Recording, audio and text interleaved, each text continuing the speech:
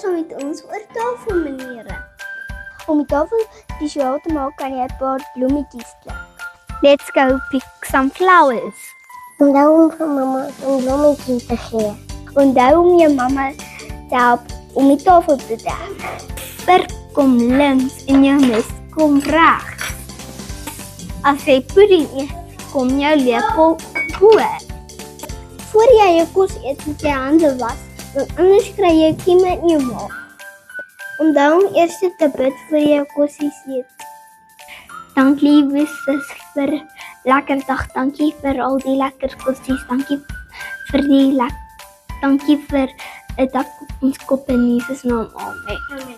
Onthou om geselsies te koop met jou familie. Mag jy jou elmboog op die tafel sit? Nee! Onthou met jou mond toe te kou. Always chew with your mouth closed.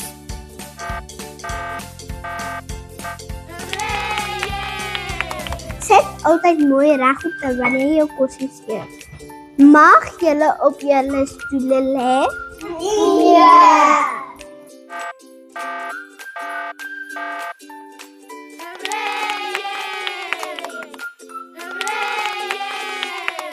Hou jou mes en kurk op die regte manier vas. Sny jou kossies versigtig voor jy dit eet. Nie kos in die mond praat nie.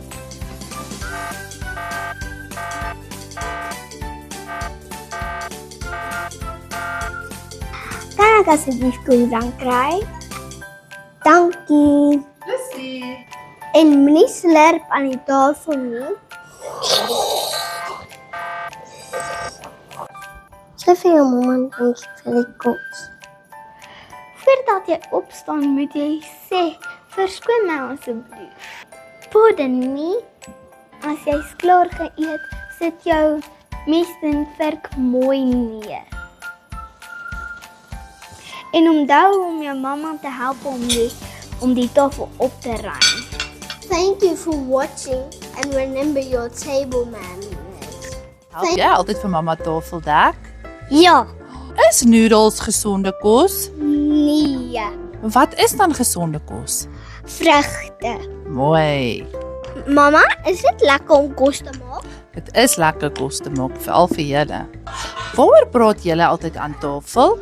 Ons praat oor wat is jou gunsteling ding van vandag? Wat is jou worsteling vandag? Dis baie lekker. En wat was jou gunsteling deel van vandag?